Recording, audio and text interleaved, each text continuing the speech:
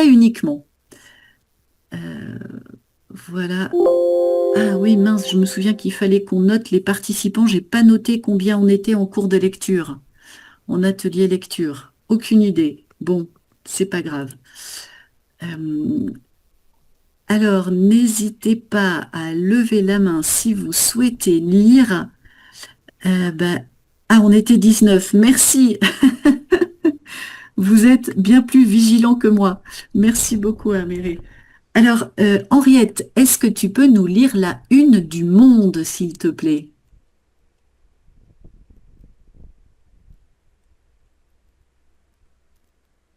Avec ton micro, là, il est éteint. Je vais commencer où? Oui, Les partis et les MEDEF préparent Bayrou. parfait. François Bayrou, hein, c'est le nom de notre Premier ministre. Est-ce que tu peux lire ici? C'est pas trop flou? Je vais essayer, oui. La décrue du, dé- la décrue du déficit public en l'an 2025 est perceptible, mais sa poursuite est menacée par la chute probable du gouvernement Bayrou le 8 septembre. Et je continue. Ouais, voilà, tu peux faire ce paragraphe-là et ensuite on va changer. Merci.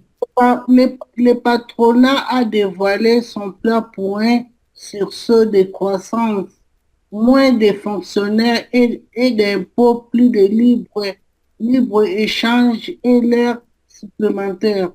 Merci beaucoup, Henriette. Donc, moins de fonctionnaires et d'impôts, plus de libre-échange et d'heures supplémentaires. Parfait, merci à toi. Anna Paula, est-ce que tu peux poursuivre, s'il te plaît? Les socialistes travaillent en contre-budget à l'opposé du programme gouvernemental, incluant la taxe Zuckman sur les eaux patrimoine. Les RN appellent désormais Emmanuel Macron à la dissolution ou la démission, tout en hésitant sur les stratégies à adopter. Hein, parfait. Et ici, O, c'est un H aspiré, comme tous les mots de la famille de hauteur. Donc, on ne fait pas la liaison, hein, les hauts patrimoines. Les hauts patrimoines, ok, merci. Impeccable. Et si tu peux nous lire ici deux mots enfin, importants aujourd'hui, hein, 1er septembre. Pour les enseignants, une rentrée entre lassitude et résignation. Ouais, le nieu, résignation. Résignation. Impeccable. Donc c'est dommage, hein, le premier jour de la rentrée, ils en ont déjà marre et ils se sentent déjà résignés, hein, lassitude et résignation. Et c'est la rentrée scolaire en France aujourd'hui, on en reparlera tout à l'heure. Merci beaucoup Anna Paula. Donc le MEDEF, qu'est-ce que c'est que le MEDEF, hein, dont on nous parle ici dans le titre, qui prépare déjà l'après-Bayrou, parce que ça veut dire que personne ne se fait aucune illusion. C'est-à-dire que tout le monde pense que Bayrou va tomber. Il n'y a que Bayrou qui pense qu'il va réussir à se faufiler dans le trou de souris. Vous vous souvenez, hein, le trou de souris, on a vu ça vendredi. Donc le MEDEF, c'est le Mouvement des entreprises de France. Donc c'est une organisation patronale française qui a été fondée en 1998. Donc c'est un syndicat patronel qui possède un poids significatif dans le débat social français.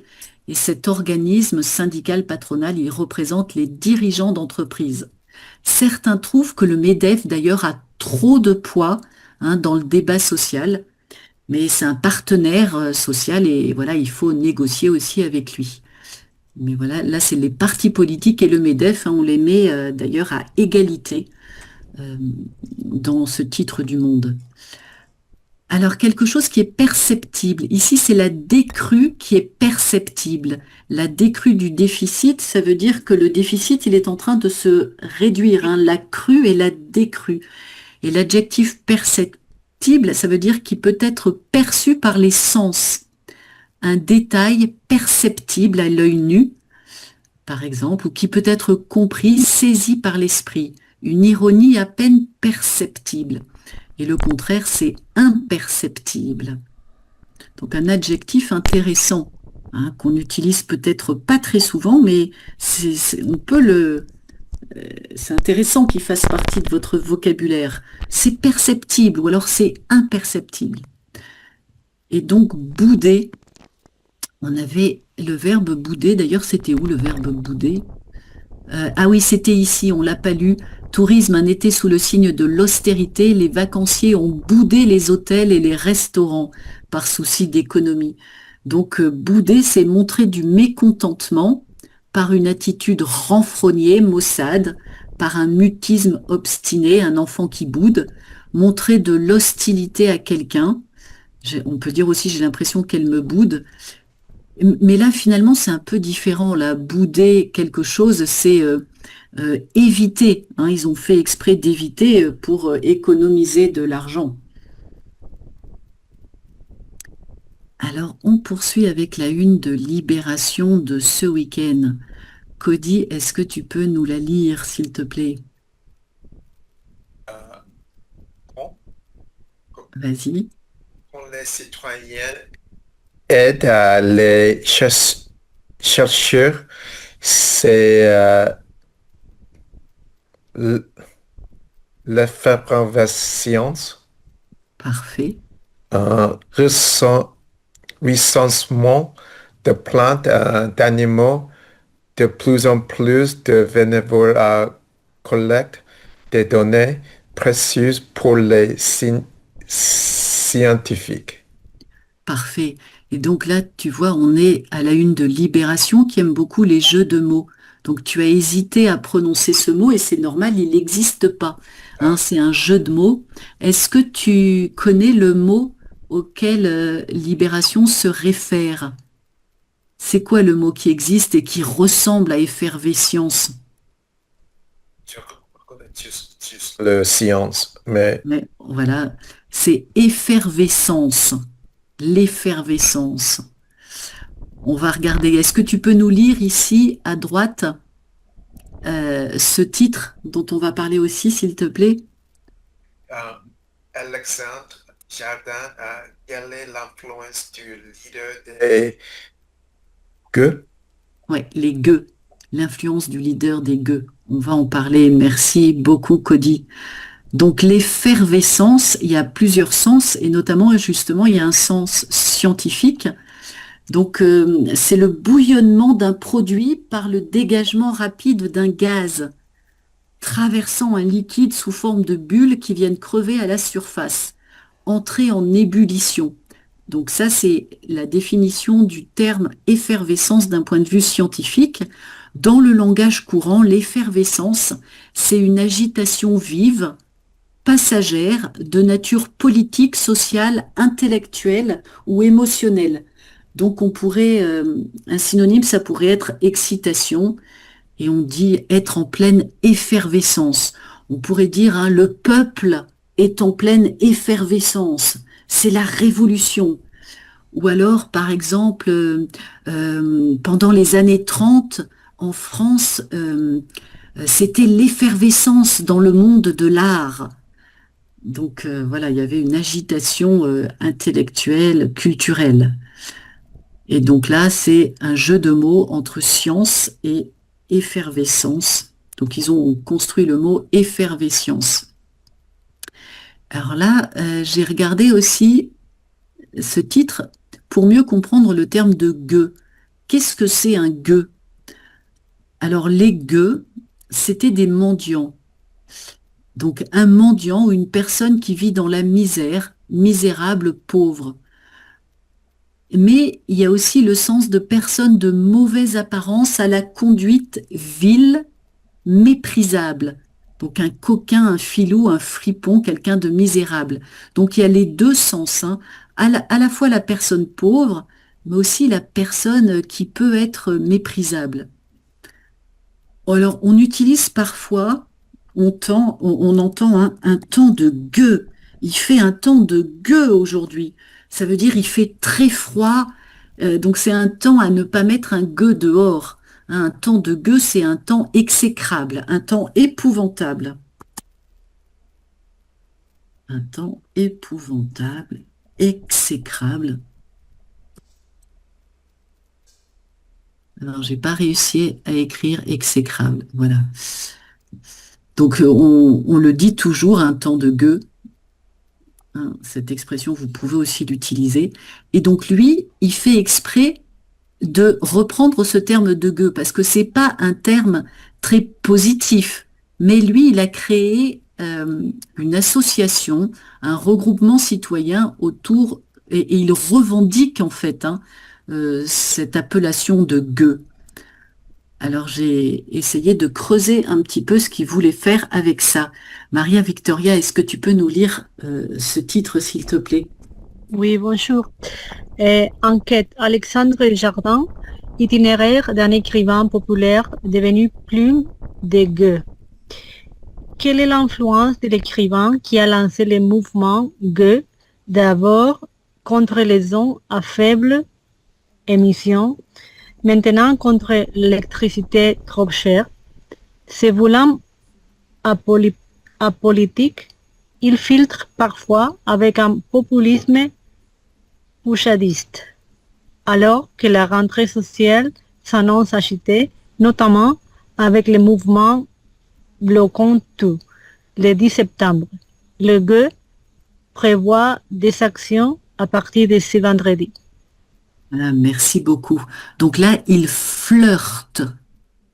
Il flirte. Voilà, flirter, ça veut dire que un flirt, c'est quand tu as un amoureux, une amoureuse, tu flirtes. J'ai un flirt en ce moment, ça veut dire que tu as une aventure avec quelqu'un. Et donc là, il flirte avec un populisme poujadiste, ça veut dire qu'il se rapproche. Hein. C'est quand même un mouvement qui flirte avec un populisme poujadiste. Donc il se rapproche de ce mouvement-là. On va regarder ce que c'est le poujadisme pour comprendre ce que c'est que les gueux. Donc Alexandre Jardin, c'est un écrivain. Il s'est fait connaître avec un livre il y a très longtemps qui s'appelait Le Zèbre. Et puis on n'entendait plus tellement parler de lui et maintenant il revient. Alors qu'est-ce que c'est que le poujadisme? Jacqueline, est-ce que tu peux nous lire cette définition, s'il te plaît? Bonjour. Le poujadisme, du nom de Pierre Poujade, est un mouvement politique et syndical français d'extrême droite apparu en 1953 dans le Lot et disparu en 1958. Il est fondé sur la défense des commerçants et des artisans. Ce mouvement, des artisans. Ce mouvement revendiquait la défense des commerçants et des artisans qu'il considérait comme mis en danger par le développement des grandes surfaces dans la France et l'après-guerre et condamnait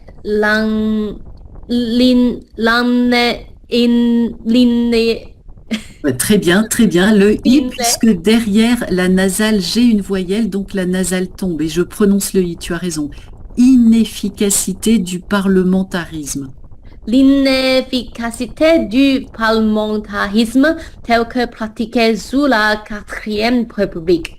Les termes de poujadisme ou de mouvement poujade dessinent les activités de l'Union de défense des commerçants et artisans, le syndicat dirigé par Pierre Poujade et de l'Union et Fraternité française, bannière utilisé par Poujade et ses partisans pour participer aux élections. Parfait, merci beaucoup, Jacqueline. Et donc aujourd'hui, par extension, le terme poujadisme, c'est devenu un terme péjoratif pour désigner un mouvement politique corporatiste, puisque à l'origine c'était les commerçants et les artisans, à tendance réactionnaire des classes moyennes à supérieures, ou alors conservatisme de petits bourgeois. Donc là c'est assez sévère quand on dit ça. Donc voilà, je vous copie. Ah oui, je vous ai pas copié le début. Donc là, on sent que c'est pas vraiment la même tendance que l'IB, hein. Aujourd'hui, quand on dit d'un mouvement qu'il est poujadiste, hein, c'est un peu péjoratif, donc ça veut dire qu'il défend uniquement, hein, il défend pas forcément le bien commun, mais uniquement une petite partie, hein, euh, des classes moyennes plutôt. Voilà, je me suis pas trop intéressée. Et pourtant, il s'appelle les gueux. Il s'appelle les gueux et c'est populiste puisque vous voyez, au début, il a milité contre les zones à faible émission. Alors, on en avait parlé des zones à faible émission, si vous vous souvenez, c'était une interdiction pour les voitures trop polluantes de circuler dans certaines grandes villes. Mais on n'a pas en parallèle aidé les personnes qui avaient des voitures polluantes à changer de véhicule. Et donc, il y avait une colère de certaines personnes qui n'avaient pas les moyens de changer de voiture et qui ne pouvaient plus se rendre dans les grandes villes.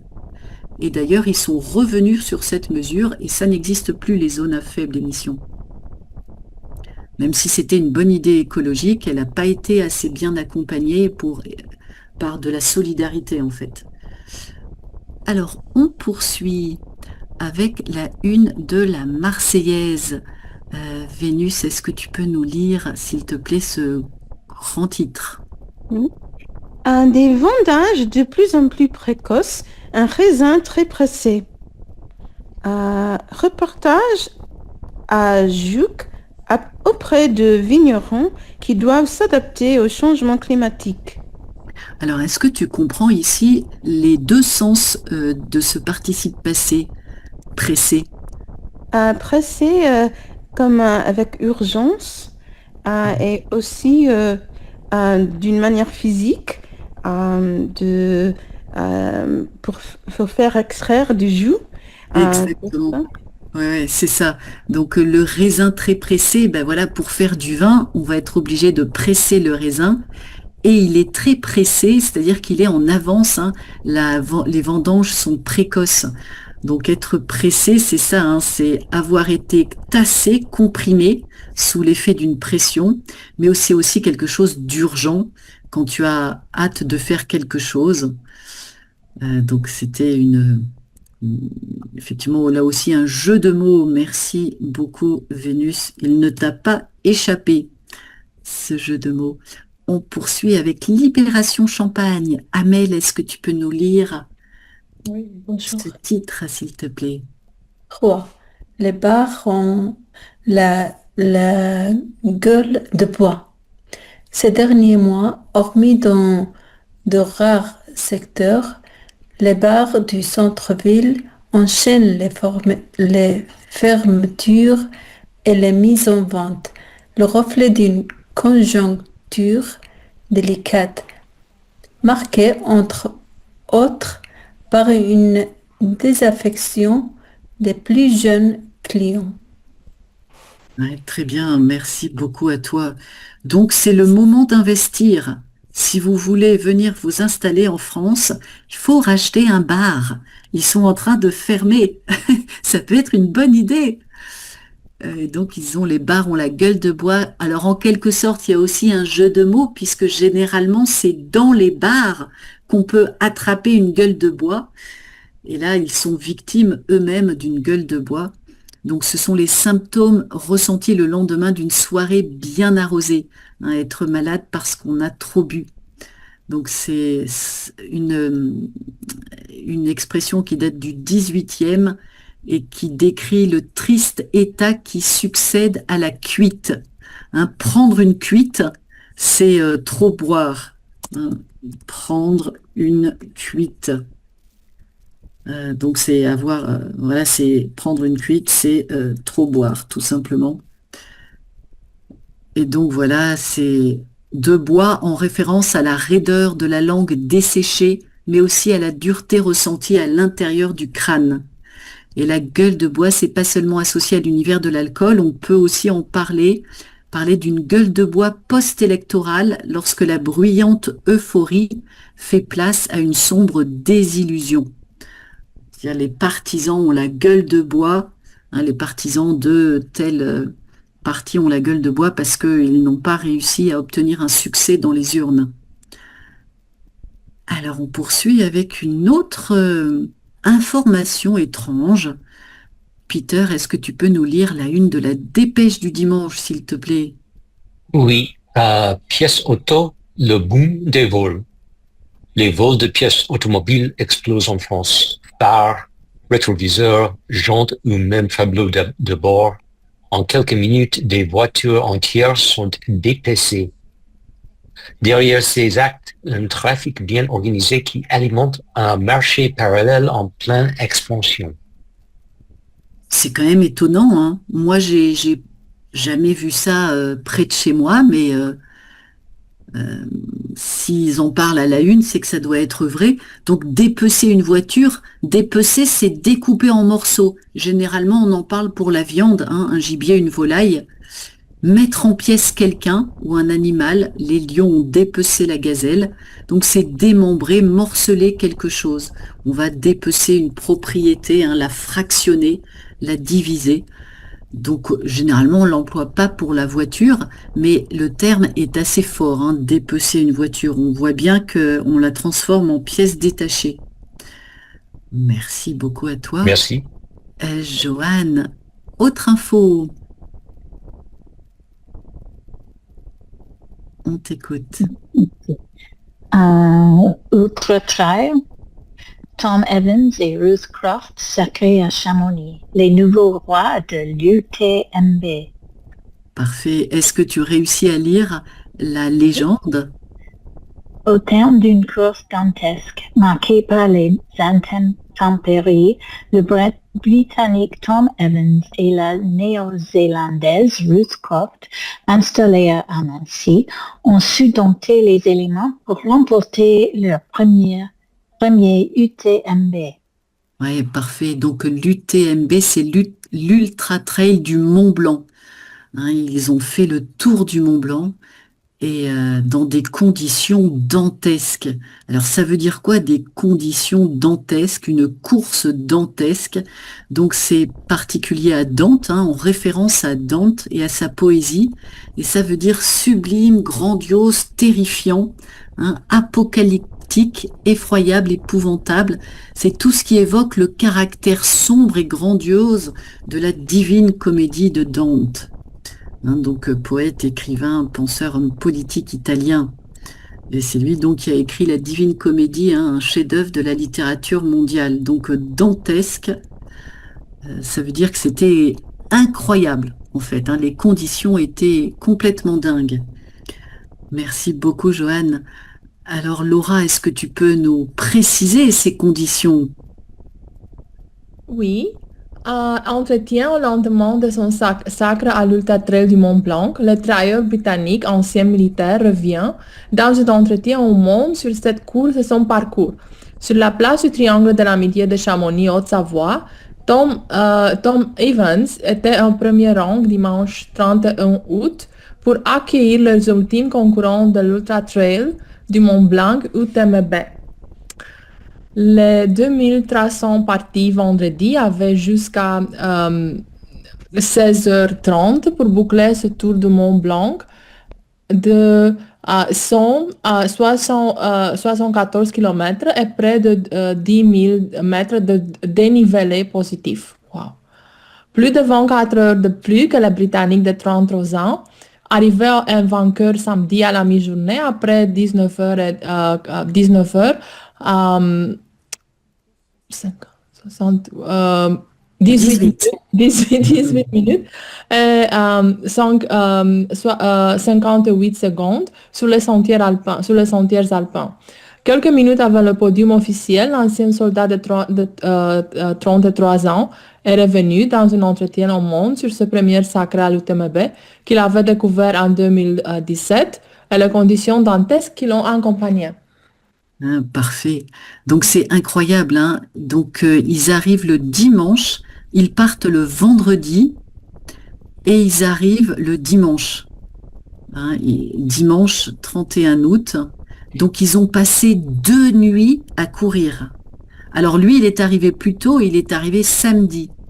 en 19 heures et 18 minutes. C'est incroyable. Merci beaucoup à toi.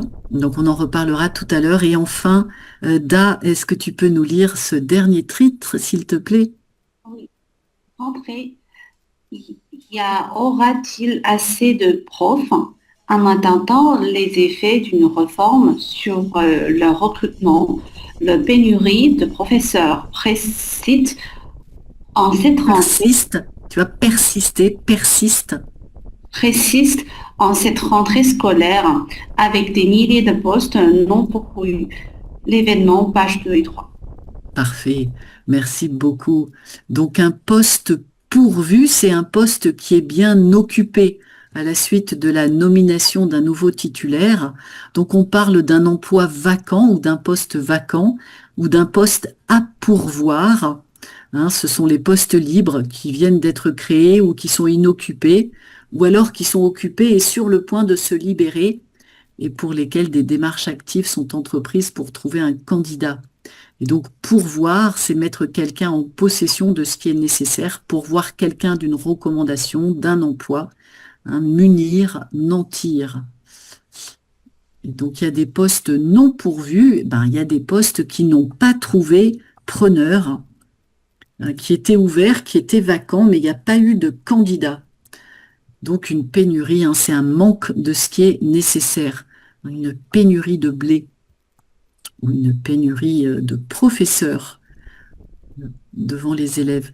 Alors justement, si la rentrée scolaire vous intéresse, puisque aujourd'hui c'était la rentrée scolaire partout en France, sauf dans certains départements du sud-est où à cause des orages, elle a été décalée à demain. Mais donc il y a à peu près 12 millions d'élèves qui ont repris le chemin de l'école aujourd'hui en France. Vous pourrez lire cet article qui vous renseigne. Alors Margarita, est-ce que tu peux nous lire les 3 premières questions et Olga lira les 2 dernières, s'il te plaît? Que pensez-vous de l'Ultra Trail? Pourriez-vous courir ce genre de course?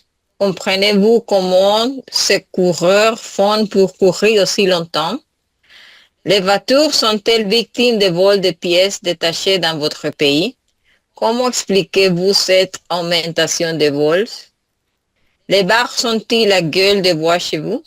Voilà, les bars ont-ils la gueule de bois? Parfait, je vous copie déjà ces questions dans le chat.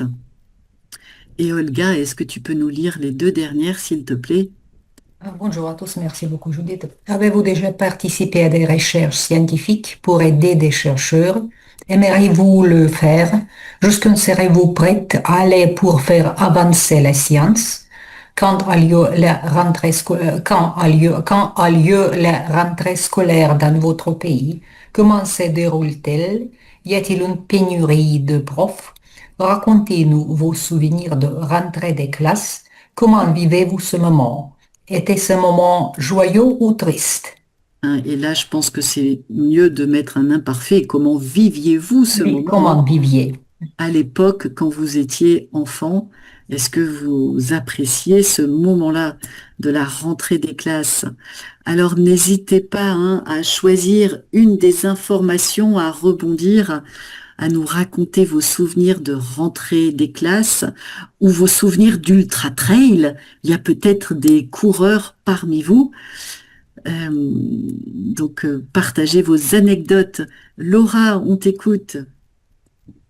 Oui, sur le sujet de l'Ultra Trail, je pense qu'on a besoin d'une volonté extraordinaire. Et ce n'est pas un cliché parce qu'on a, par exemple, j'ai de la volonté quand ça arrive de mon travail, quand je dois faire mes activités courantes. Mais pour faire du sport à ce niveau, on a besoin d'une volonté, d'une discipline mentale extraordinaire.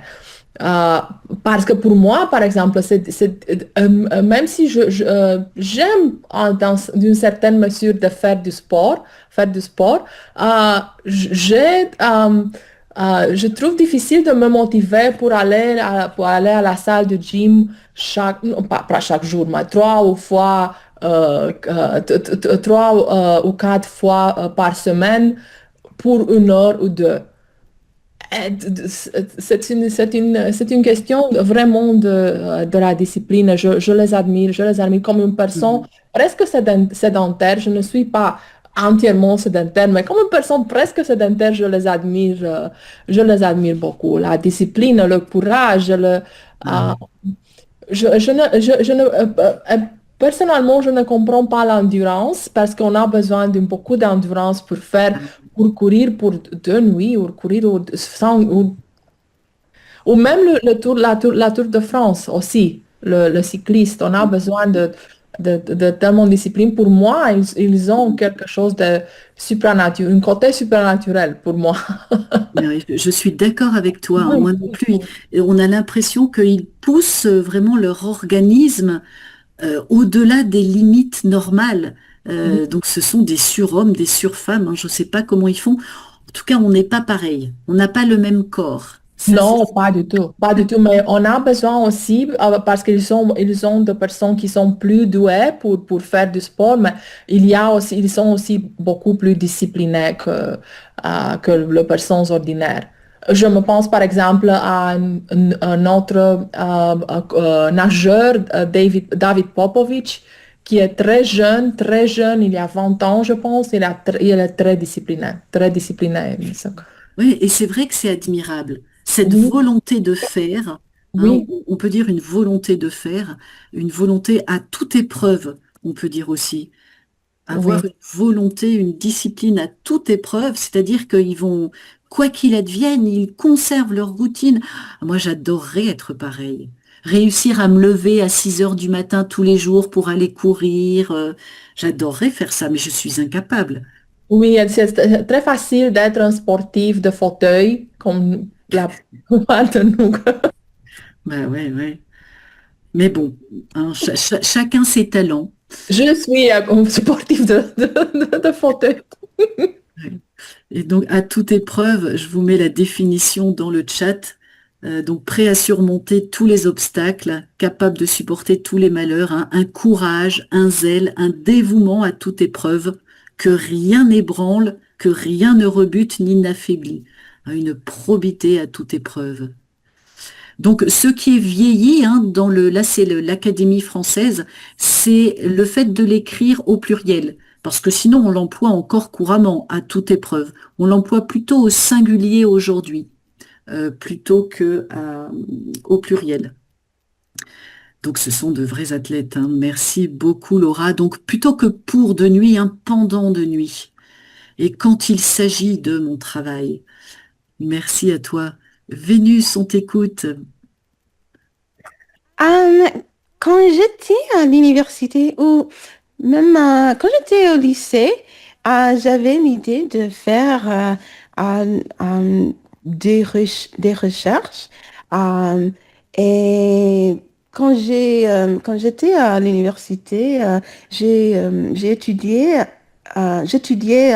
la biologie et j'ai dû faire un peu de recherche pour réussir mon diplôme. Mais c'était pendant cette dernière année que j'étais vraiment découragée avec tout le processus de faire des recherches. Parce que j'ai vu des choses assez... j'ai vu que des chercheurs n'étaient pas exactement honnêtes.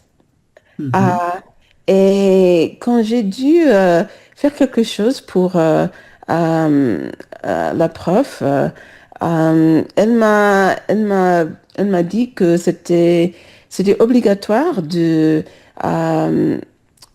d'omettre quelques données et des choses comme ça.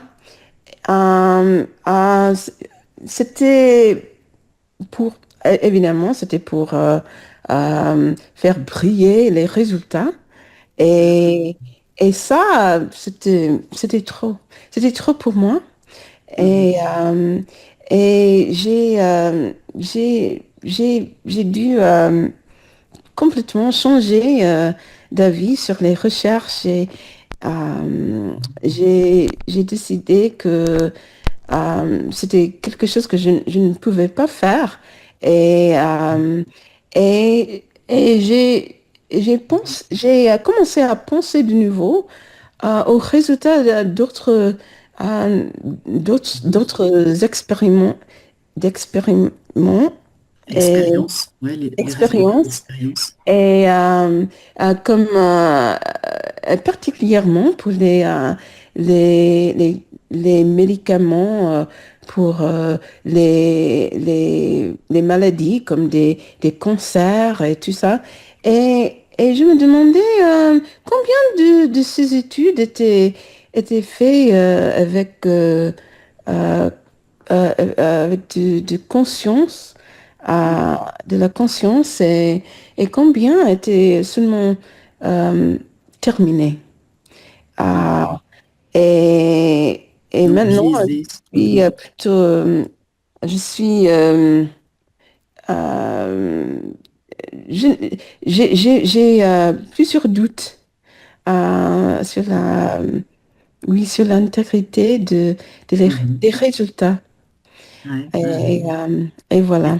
Ouais, mais merci de pointer du doigt parce que la plupart des chercheurs sont honnêtes, mais ils ont tellement besoin d'argent de nos jours, ils sont tellement en recherche de financement qu'ils sont parfois tentés de mettre en avant uniquement le côté, voilà, la face brillante, comme tu dis, des recherches et de cacher des résultats qui seraient moins avantageux. C'est vraiment terrible, hein.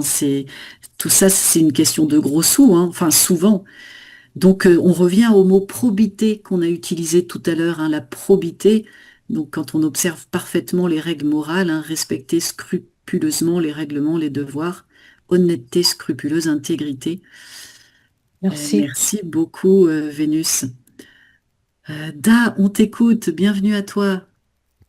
Oui, j'aimerais répondre à la question. Quand y a-t-il la rentrée scolaire dans votre pays? Comment se déroule-t-elle? Dans notre pays, c'est la même date que la France, officiellement le 1er septembre. Mais avant l'ouverture de l'école, il faut participer à une formation militaire, c'est-à-dire c'est le mi-août, on va tous participer à cette formation, mais pas dans l'école, mais non, ni hébergé dans sa maison. On va tous l'envoyer dans un lieu militaire professionnel à faire des activités. Et ça dure pour école militaire, collège, avant l'université, c'est une semaine. Et si on rentre dans l'université, c'est un mois. C'est pendant un mois. C'est-à-dire... Un mois? Mais c'est énorme! Oui. Et c'est payant. Il faut payer la costume, la bouffe, la domicile. Il faut payer tout. Et tu n'as pas le choix, tu es obligé. Oui, c'est la loi. Ah ouais, donc tous les étudiants, mais au lieu de travailler, ils pourraient travailler pendant un mois pour gagner un peu d'argent, mais ils peuvent pas, ils sont obligés de dépenser de l'argent. Oui. Et alors, qu'est-ce que tu vas... Quand je suis rentrée dans mon école primaire, une semaine, collège, une semaine. Après, c'est avant université, ça s'appelle comment? Le lycée.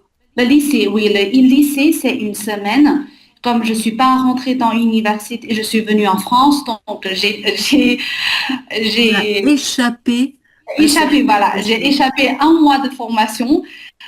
Surtout dans le mois de août, c'est terrible. Là-bas, en Chine, la température, elle fait à peu près plus 33, 35. Donc, les enfants, ils font exercice de formation en rang, exercice pour la posture militaire, étudier la chanson militaire, tout ça. Personnellement, je trouve que c'est inutile. C'est? Inutile, Ouais. Mhm. ouais. Et on mange pas bien, c'est ça qui est pas bien. Il y a que un ou deux plats en viande et nous sommes plus que 10 personnes auprès d'une table de ronde et nous sommes beaucoup trop chargés. Et puis lorsque la dîner ou un déjeuner est prêt et tout le monde à prendre le plat si vite. Et comme je suis un peu polie, je suis plutôt le avant-dernier qui commence à manger, je prends mon temps et puis il me reste pas de viande.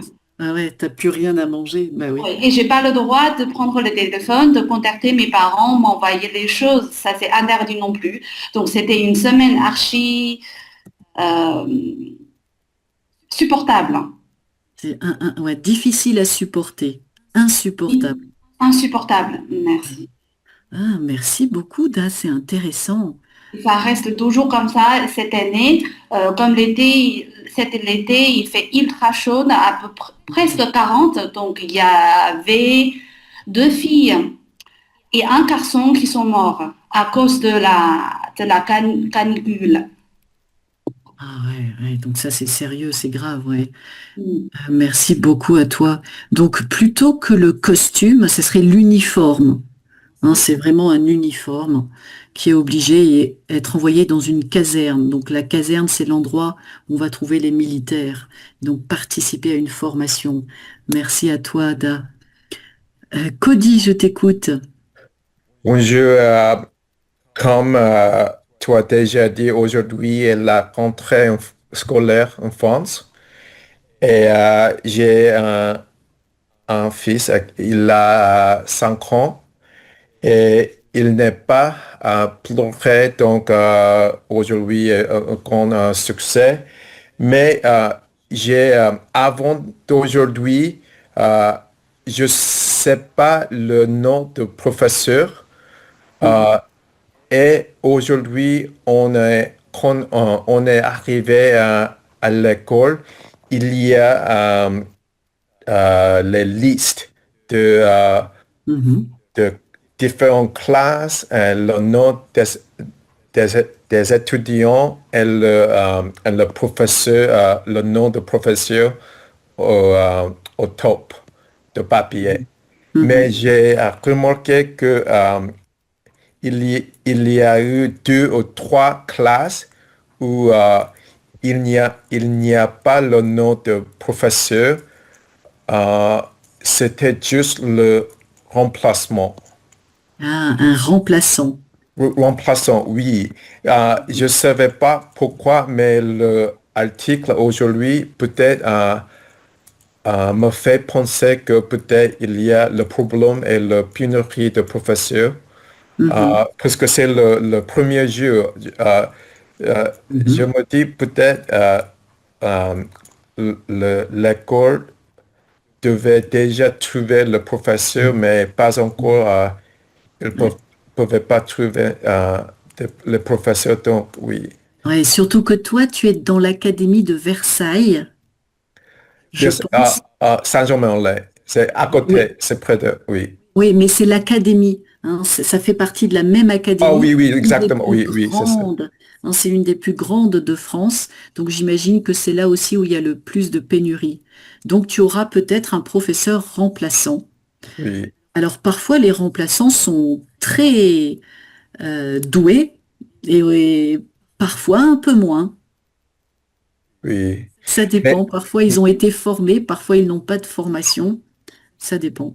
oui, mais comme un parent, je dois avoir quelqu'un permanent parce que j'ai pas le changement au milieu de l'année. Qu'est-ce que tu veux dire? Je veux pas un changement parce que le remplaçant peut-être doit changer Ouais. dans Et ça peut être difficile pour les enfants qui sont obligés de s'adapter à un nouvel enseignant. C'est vrai que c'est pas facile dans les petites classes. Je suis d'accord. Donc ce serait bien un remplaçant et toujours le même tout au long de l'année. Oui, C'est vrai. On croise les doigts alors. oui. Très bien, les listes sont affichées et il n'a pas pleuré. Et félicitations à ton fils, donc c'est gagné pour la journée. Alors c'est une victoire, tant mieux. Olga, on t'écoute. Merci beaucoup, Judith. Je vais commenter scolaire, la pénurie des profs à l'école. La situation peut être différente. Pendant les temps soviétiques, il y avait le proverbe que c'est les professeurs de l'école et les médecins qui sont moins payés. C'est-à-dire, je ne sais pas, notre problème était d'avoir les professeurs professionnels, puisque l'école, c'est un organisme très, très compliqué. Quand vous avez 30 élèves, et plus que 30, c'est très difficile d'éviter certains dogmatismes et certes toutes les écoliers, toutes les étudiants de réagir dans les manières vivantes. En plus, en Union soviétique aussi qu'à la Russie, les profs étaient bien sûr liés avec les dogmes de ministères de l'éducation, de ministères régionaux et d'autres. Oui, bien sûr, c'est une profession très, très, très difficile. Selon la situation moderne est aussi très compliquée puisque selon la statistique, si on croit la statistique, il y a le pénurie maintenant des professeurs à l'école, puisque surtout dans les domaines de langue étrangère, mathématiques, la langue russe et d'autres, puisque la responsabilité des profs est grande. Les salaires est pas très bien, on peut varier, ça dépend dans quelle école vous enseignez.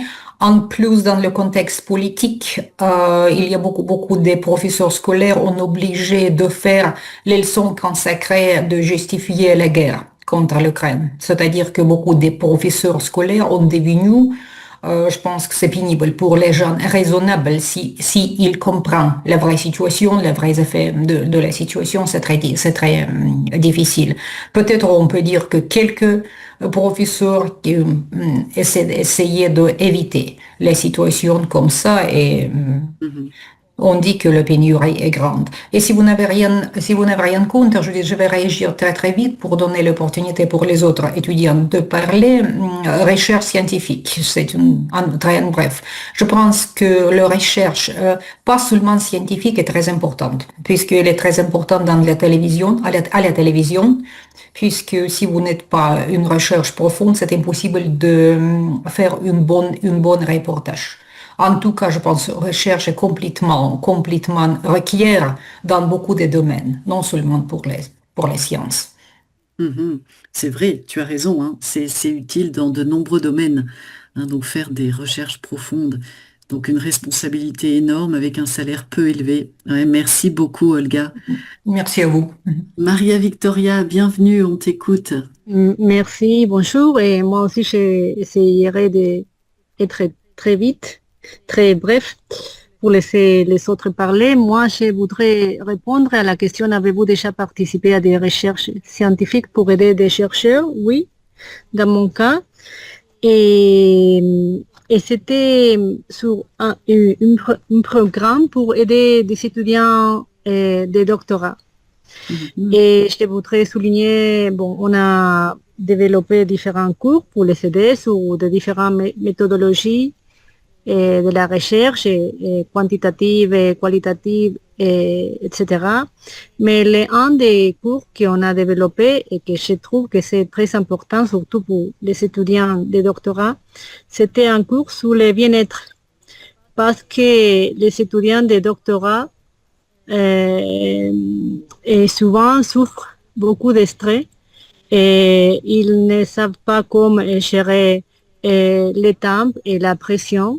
Ils ont beaucoup de pression sur eux. Et donc, c'était une cours spécial, qu'on a développé depuis des données. Et Et on a reçu un très bon feedback, je ne sais pas comment on dit en français, feedback. Feedback, un très bon accueil ou de bons retours. On a eu de bons retours, un bon feedback sur ça et voilà, c'est ça. Donc c'est une satisfaction.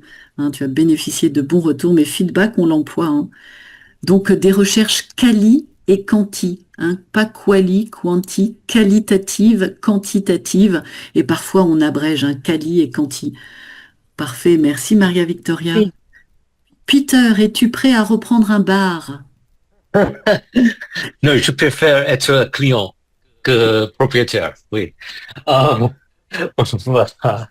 Mais par rapport à l'Ultra Trail, je ne peux pas penser à rien qui ressemble autant à la torture. Pour moi, personnellement, je déteste l'hiver, je déteste le froid, je déteste la neige.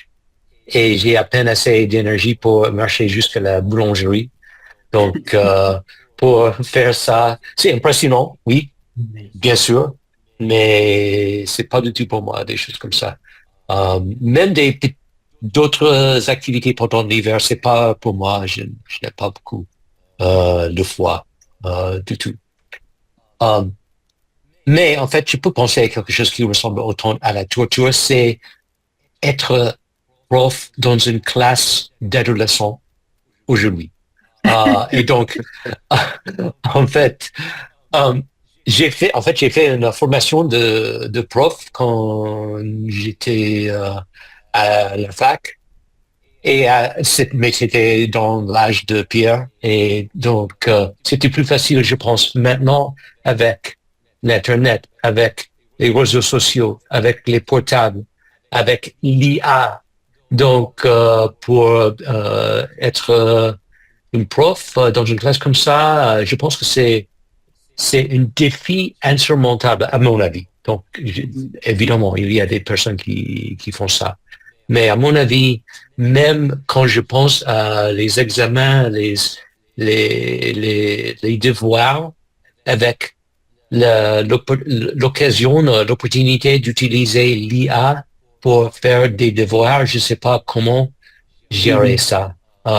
Et donc, c'est félicitations aux profs, mais pour moi, ça me fait peur, cette profession en ce moment-là.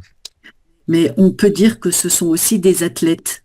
Ce sont aussi des athlètes de haut niveau, les profs. Oui, oui, c'est vrai. Oui, comme les ultra-trailers. Hein. Donc, je sais qu'il y a beaucoup de profs dans l'académie. Je vous souhaite à tous une bonne rentrée. Vous êtes des héros et des athlètes de haut niveau. Hein. Donc, bravo à tous les profs de l'académie. Et heureusement, on n'est pas les ados. Oui. Oui. Oui. Ah, mais moi, je suis ravie. Oui. Moi, je suis gâtée. Hein, vous n'êtes pas des ados turbulents. Vous êtes des adultes très civilisés. Moi, je suis gâtée. Mais je pense à tous les profs qui font leur rentrée aujourd'hui. Hein, et bon courage à vous. C'était très drôle, Peter. Merci à toi. Merci. On peut employer le verbe braver quelque chose. Hein, les ultra-trailers, ils ont bravé la neige, c'est-à-dire ils ont action consistant à défier ou à affronter quelque chose. D'accord, merci. C'était difficile, ouais, merci à toi. Alors, Henriette, je t'écoute. Oui, pour moi, aujourd'hui, c'est les rentrées scolaires. Je pense quand j'étais à l'école, quand j'étais jeune, pour nous, les premiers jours des rentrées scolaires, c'était vraiment la joie. C'était les jours mouvementés. Pendant les vacances, on achetait, parce que nous, à l'époque, on mettait les habits, on mettait les uniformes bleu, blanc, jupe bleu, puis la blouse blanche. Donc, moi, quand j'étais à la 6e secondaire, j'achetais les uniformes, ça ne soit pas les mêmes que les autres. C'était un peu différent, quelque chose. Quand on arrive à l'école, c'était vraiment, on croisait les bras. Parce qu'on regardait les collègues qu'on était avant. Si les premiers jours, on va vous mettre encore dans une même, dans une même classe. Ça, c'était mouvementé, il y avait des professeurs, il y avait vraiment l'ambiance. Donc pour toi, c'est synonyme d'un jour de joie. Vous, c'est jour de joie. Et Ah, vous, c'était vraiment, c'était très bien. ah, génial. Merci beaucoup, Henriette, d'avoir partagé ce souvenir émouvant. Et Sandra, on termine avec toi. Je t'écoute. Oui, très bref. J'ai dû rater la première partie de classe, alors je ne suis pas sûre que je comprends la question de recherche, mais c'était une partie de mon travail qui j'aimais beaucoup, beaucoup. Et quelquefois, j'ai eu des projets avec les étudiants. Alors, c'était une joie de travailler avec eux sur les questions les vies, les expériences de les populations vulnérables, les familles aux faibles revenus et les choses comme ça. Alors, et je pense que c'était de la recherche avec la probité, j'espère. J'espère. Je suis triste que Vénus a eu des expériences mauvaises. Ouais, avec probité, très bien. Et je suis triste, donc là, expression d'un sentiment qu'elle ait eu, subjonctif, Oui, de merci mauvaise qu'elle ait eu, expérience. bien sûr, oui. Et en même temps, c'est intéressant d'attirer l'attention sur cette tentation peut-être de certains. Alors soit c'est ouais, le désir de gloire, Oui. de voir son nom publier une nouvelle, c'est le besoin de financement. Très étonnante, je trouve. Vous me direz donc, cette nouvelle est séparée en deux parties. Effectivement, je suis sûre que tu es une professeure estimable. J'espère. Merci beaucoup à toi. Merci à tous d'avoir participé à ce cours libre et je vous donne rendez-vous vendredi pour de nouvelles unes de l'actualité. Et je vous souhaite une très bonne semaine à tous. À bientôt. Merci, Judy. À bientôt. Au revoir. Et donc, bienvenue à ceux qui nous rejoignent. Donc, je crois qu'on était 4 quand j'ai regardé tout à l'heure. Je vais rafraîchir mon écran. Ah ben, on est 7. Donc, je crois que 7, c'est le maximum. Donc, Barbara. Bienvenue, Barbara. Bonjour. Et Ingo. Bonjour, Ingo. Bonjour, Hélène. Bonjour. Doug, bienvenue à toi. Bonjour. Daniel. Bonjour. Bonjour, Daniel. Milena. Bonjour. Bonjour, Milena. Et donc, Erika. Bonjour. Bonjour, Erika. Donc, bienvenue à tous. Cette semaine, on va parler ensemble de la nature, qui est un vaste sujet. Alors, Barbara, quand on parle de la nature, quels sont les premiers adjectifs qualificatifs qui te viennent à l'esprit? Je dirais qu'un nom détonnant,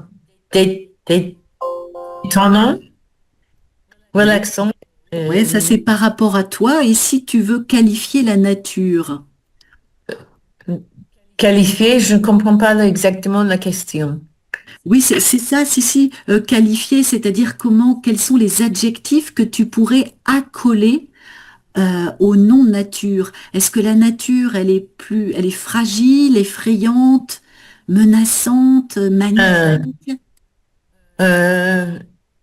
Je pense que c'est tous les mots que tu viens d'utiliser sont vrais. Bien sûr, on voit de plus en plus des millions de personnes qui sont sinistrées par la violence de la nature. Et ça va aller du mal en pire avec l'échauffement climatique. Mais en même temps, la nature, bien sûr, est une ressource magnifique. Et dans ton pays, justement, quelles sont les ressources naturelles, les richesses naturelles les plus typiques? c'est un continent, mon pays. Je suis américaine, donc c'est pas un pays, c'est presque un continent. Donc, moi, j'habite à Washington, donc et c'est une ville très, très belle.